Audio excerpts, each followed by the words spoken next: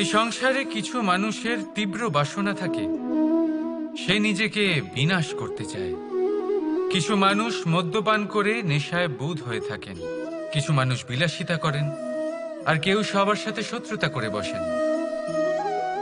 যদি আপনি নিজের বিনাশই চান, তাহলে এইসব করার প্রয়োজনই নেই। শুধু একটু অহংকার পোষণ করুন। হ্যাঁ, আপনি ঠিক শুনেছেন। এই অহংকার আপনাকে বিনাশ করে দেয়। এ হয়তো কাঁটার মতন বেঁধে না, কিন্তু এর ধার আপনাকে রক্তাক্ত করে দেয়। আস্তে আস্তে আপনার প্রিয়জন, আপনার বন্ধু, আপনার আত্মীয়, যাদের আপনি ভালোবাসেন, তাদের সকলকে আপনার থেকে দূরে করে আপনাকে একা করে দেয় এই অহংকার। যদি আপনি এই জীবনে বাঁচতে চান, তাহলে বিনম্র হতে শিখুন। আর যদি আপনি নিজের বিনাশ চান, তাহলে অহংকার পোষণ করতে শিখুন। সিদ্ধান্ত হলো আপনার, এই জীবন হলো আপনার। রাধা রাধা। ধৈর্য। এই ধৈর্য কি কোনো গুণ, কোনো অনুভূতি, কোনো দৃষ্টিভঙ্গি? আমার জন্য ধৈর্য এক বাহন। আপনি হয়তো ভাবছেন, এই কেমন বাহন? বাহন তো ঘোড়া হতে পারে, হাতি হতে পারে, উটও হতে পারে, কিন্তু ধৈর্যকে বাহন বানানো মানে? চলুন আপনাকে একটা কথা বোঝাই। পৃথিবীতে এমন কোনো বাহন নেই যে তার আরোহীকে আছড়ে ফেলেনি। সেটা উট হোক বা হাতি হোক বা ঘোড়া হোক, চলতে চলতে কখনো নড়বড় করেই বসে। তারপর সেই আরোহী পড়ে কারোর পায়, তারপর পড়ে তার নিজের নজরে। কিন্তু ধৈর্যরূপী বাহন কখনো কাউকে ফেলে না, কখনো না। না সেই আরোহী কারোর পায়ে পড়ে, আর না তো নিজের নজরে। কারণ ধৈর্য আপনাকে বিবেক প্রদান করে, বিবেক আপনাকে পরিকল্পনায় সাহায্য করে, আর পরিকল্পনা প্রদান করে আপনাকে শক্তি, আপনার লক্ষ্যের দিকে অগ্রসর হওয়া। বুঝলেন? ধৈর্যকে সঙ্গে রাখুন, নিজেকে আরো ধৈর্যশীল করে তুলুন। এই ধৈর্যের সাহায্যে আরোহণ করে দেখুন কিভাবে এই বাহন আপনাকে আপনার গন্তব্যে পৌঁছে দেবে। রাধা রাধা। বর্ষা ঋতু শুরু হলেই পাখিদের মধ্যে চাঞ্চল্য বেড়ে যায়। আর সেটা হবে নাই বা কেন? বাসা ভেঙে যায়, বৃক্ষ ভেঙে পড়ে। প্রত্যেক পাখি তার থাকার জন্য একটা নতুন জায়গার, একটা ছায়ার, একটা ছাদের খোঁজে থাকে। শুধু একটা পাখি এসব কিছুই করে না। না তো তার এসব সমস্যা নিয়ে কোনো চিন্তা থাকে, না কোনো দরকার পড়ে। আর সেই পাখি হলো বাজ। সেই সব সমস্ত ছোটখাটো সমস্যার থেকে অনেক দূরে ওপরে উড়ে বেড়ায়, মেঘের থেকেও অনেক উঁচুতে। তাই এই সব ছোটখাটো সমস্যা যা আপনার জীবনে এসে থাকে, এই সব নিজের চারপাশকে ঘিরতে দেবেন না। নিজের চিন্তা ভাবনাকে অনেক উঁচুতে রাখুন। আপনার সমস্ত সমস্যা নিজে থেকেই নিচে চলে আসবে। রাধা রাধা। মানুষের স্বভাব হলো যে সে সবসময় নিজে বলতে চায়, কারুর কথা শুনতে চায় না। কিন্তু তার এই স্বভাব তাকে এক বিশাল বড় জ্ঞানের থেকে দূরে সরিয়ে রাখে, সামনের মানুষের ব্যক্তিত্বের জ্ঞানের থেকে দূরে। তাই যদি আপনি কাউকে চিনতে চান, কাউকে বুঝতে চান, তাকে থামাবেন না, শুধু বলতে দিন। কারণ একজন ব্যক্তির ব্যক্তিত্ব লুকিয়ে থাকে তার কথার মধ্যে, আর তার আসল পরিচয় লুকিয়ে থাকে তার শব্দের পেছনে। বলতে দিন, আস্তে আস্তে আপনি সব বুঝতে পারবেন। এটাই তফাৎ হলো একজন সাধারণ মানব আর একজন মহামানবের মধ্যে। এক যে কাউকে বলতে দেয় না, আর এক যে সবার কথা শুনে। তাহলে সিদ্ধান্ত আপনার, আপনি কি সাধারণ হতে চান না অসাধারণ? কারণ এই ভবিষ্যৎ আপনার। রাধা রাধা। ধন আর মানুষের মনের মধ্যে একটা সম্পর্ক রয়েছে। সেই একই সম্পর্ক রয়েছে সুযোগ আর প্রয়াসের মধ্যে। মানুষ বলে, যদি আমি একটু ধন লাভ করি, তাহলে আমি কিছু করতে পারি। ধন বলে, যদি তুই কিছু করিস তবে তোর কাছে আমি আসব। মানুষ বলে, আমি কোনো সুযোগ পেলে তবেই তো চেষ্টা করব। আর সুযোগ বলে, তুই প্রয়াস কর তবেই তো আমি দেখা দেব। সবসময় জীবনে সেই কামনা করবেন না যা আপনি অন্য কারোর থেকে বা এই সংসারের থেকে নিয়তির সাহায্যে পেতে পারেন। মনোসংযোগ করুন নিজের কর্মের ওপর। মনোসংযোগ করুন তার ওপর যা আপনার হাতে আছে। অনবরত চেষ্টা করুন, না কোনো আশা করে, না কোনো আকাঙ্ক্ষা নিয়ে। আর তারপর এই জীবনকে দেখুন, সে সফলতা হোক বা সুখ, সে ধন হোক বা হোক সুযোগ, সব নিজে থেকেই আপনার কাছে আসবে। রাধা রাধা। এই ডাল দেখুন, এই সুন্দর পুষ্প দেখুন। এই ডালের সৌন্দর্য হলো এই পুষ্প, আর এই পুষ্পের মেরুদণ্ড হলো এই ডাল। এবার কল্পনা করুন, যদি এই ডাল থেকে এই পুষ্পকে ছিঁড়ে নেওয়া হয়, তাহলে আপনি যাই করুন না কেন পুনরায় জোড়া লাগাতে পারবেন না। এবার যদি এটা আমাদের জীবনে হয়, আমাদের মানুষের, আমরা যদি কিছু পাই তাহলে সেটা সুরক্ষিত রাখি, আর যদি সেটা হারিয়ে ফেলি তাহলে দুঃখে জর্জরিত হই। এবার ফিরে আসি প্রকৃতির কথায়। দেখা যাক প্রকৃতি আমাদের কি শেখায়।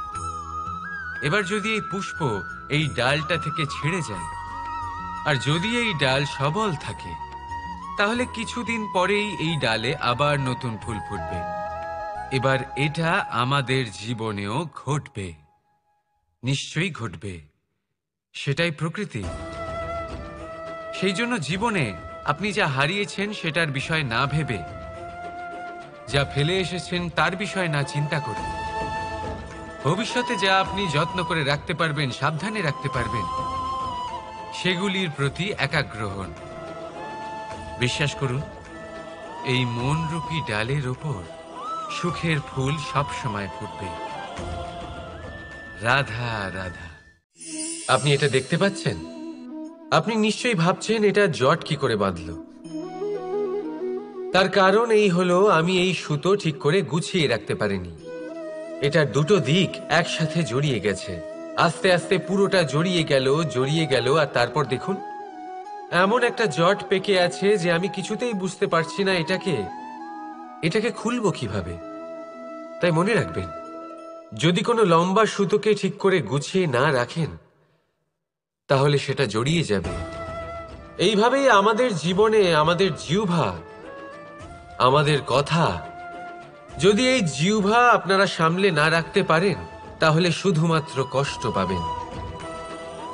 তাই নিজের শব্দ এর ওপরে নিয়ন্ত্রণ রাখুন, সর্বদাই ভালো হবে।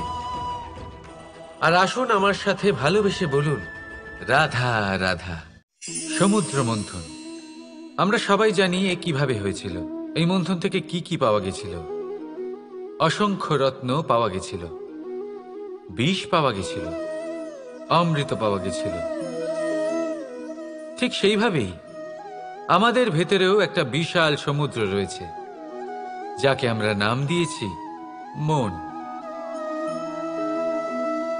যদি এই মনের মন্থন করা হয়, তাহলে এই মন থেকে বিষও বেরোতে পারে আর অমৃতও বেরোতে পারে। তাই মনে রাখবেন, আপনার যে এই জিহ্বা রয়েছে তা বিষও নির্গত করতে পারে, আবার অমৃত। খারাপ কিছুও করতে পারে, যদিও আপনার মনস্কামনা খারাপ নাও হয়। তাই সবসময় যখন আপনার মুখ থেকে শব্দ উচ্চারণ করবেন, এই মনের মন্থন করে তা করুন। আর আমার সাথে ভালোবেসে বলুন, রাধা রাধা। মানুষের কত রকম অনুভূতি হয়, কিন্তু সে সেটাই করে যেটা সে আজ অবধি করে এসেছে, আর এটাই তার সব থেকে বড় ভুল। আপনাকে যদি উদাহরণ দিই, তাহলে একটা গোয়ালা যে ছোটবেলা থেকে একটাই কাজ করেছে, গরুকে চড়িয়েছে, দুধ বের করেছে, সে সারা জীবন সেটাই পাবে, শুধু দুধ। কিন্তু ভেবে দেখুন, যখন এই দুধ কোনো ময়রার কাছে যায়, তখন সে সেটা দিয়ে মালপোয়া বানায়, মাখন বানায়, বিভিন্ন রকমের সুস্বাদু মিষ্টি বানায়, ঘি বানায়। সে বড় কিছু করে, তার বদলে সে বড় কিছু পায়।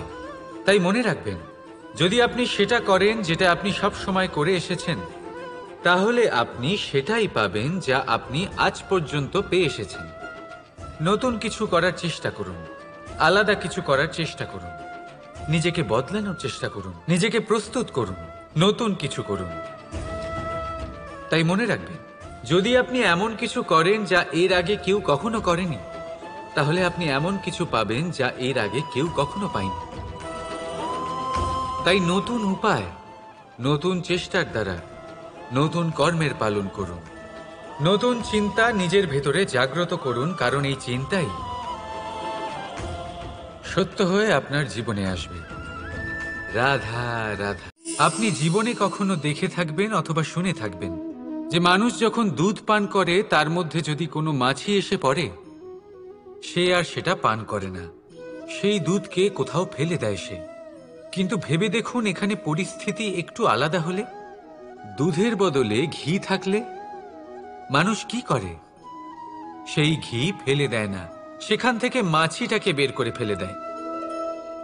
এটা দিয়ে আমরা কি শিক্ষা পেলাম? এটাই যে এখানে মাছি গুরুত্বপূর্ণ নয়, গুরুত্বপূর্ণ হলো সেই খাবার, ঘি। এবারে ভাবুন, দুধ আর ঘি এই দুই উৎপন্ন হয় গরু থেকে। তাহলে বেশি মাহাত্ম্য ঘিকে কেন দেওয়া হয়? তার কারণ, যে যত বেশি তাপ সহ্য করে সে তত উৎকৃষ্ট হয়, সে ততটা মূল্যবান হয়। এতটাই মূল্যবান যে যদি তাতে কোনো দোষও থাকে, মানুষ সেটা গ্রাহ্য করে না। তাই মনে রাখবেন, এই পুষ্টি অপুষ্টি এ শুধুই নামমাত্র, কিন্তু পরিশ্রম করা, সংঘর্ষ করা, তাপ সহ্য করা, এটা মানুষের অনুভূতি। তাই নাম নিয়ে না ভেবে অনুভূতির ওপরে মনোনিবেশ করুন, তাকে গুরুত্ব দিন। আর আসুন আমার সাথে ভালোবেসে বলুন, রাধা রাধা। এই সংসারে যেই জন্মগ্রহণ করে কিছু না কিছু অবশ্যই শেখে, এবং তার জন্য থাকে তার গুরুর অবদান। এবার এই গুরু কে হবেন তা আমরা নির্বাচন করি। হয়তো তিনি আমাদের মাতা পিতা হতে পারেন, হয়তো বন্ধু হতে পারেন, হয়তো দাদাও হতে পারেন, আদর্শ হতে পারেন, বা হয়তো গুরুকুলের শিক্ষাকর্তা গুরুও হতে পারেন। এবার সংসারের এমন কিছু জিনিস আছে যা জগতের কোনো গুরুই শেখাতে পারবেন না, তা আপনাকে সময় শিখিয়ে দেবে। কারণ এই সংসারে সময়ের থেকে বড় গুরু আর কেউ হয় না। এবার সময় আর গুরুর মধ্যে একটা সাদৃশ্য আছে আর একটা তফাতও আছে। সাদৃশ্য হলো যে সময় আর গুরু দুজনেই আপনাকে শেখায়। তফাৎ এই যে গুরু প্রথমে আপনাকে শিক্ষাদান করে, তারপর আপনার পরীক্ষা নেন। সময় প্রথমে আপনার পরীক্ষা নেয়, তারপর আপনাকে শিক্ষা দেয়। এবার শিক্ষা লাভ করে পরীক্ষা দেওয়া আর পরীক্ষা দিয়ে শিক্ষা লাভ করা এই দুই ভিন্ন বিষয়। আর সব সময় মনে রাখবেন, এই সময়ের থেকে আপনি যা শিক্ষা লাভ করবেন তা সব সময় যত্ন করে আপনার কাছে রেখে দেবেন। কারণ সময়ের থেকে বড়, সময়ের থেকে দামি, সময়ের থেকে অত্যন্ত আধুনিক আর কোনো গুরু নেই। রাধা রাধা। থেকে যায় শুধুমাত্র স্মৃতি, শুধুমাত্র স্মৃতি। এই সময় এটা কখনো থামে না।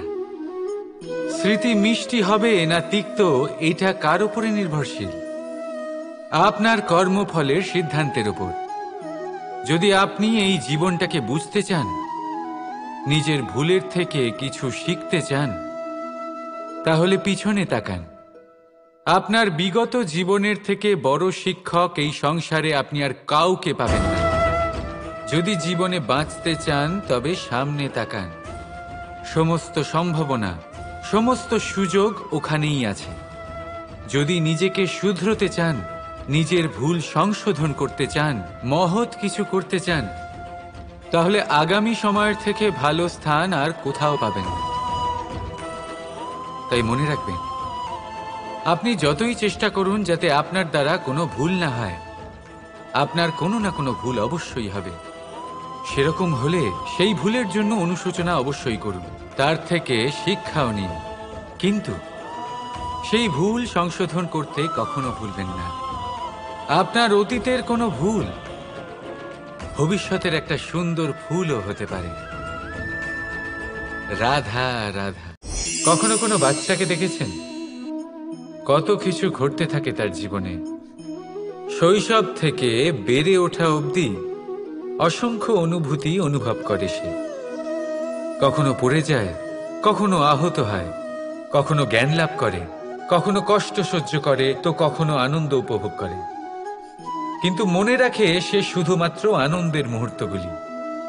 এবার শুধু একবার আপনার জীবনের প্রারম্ভের দিকে তাকিয়ে দেখুন, আপনার শৈশবে তাকিয়ে দেখুন।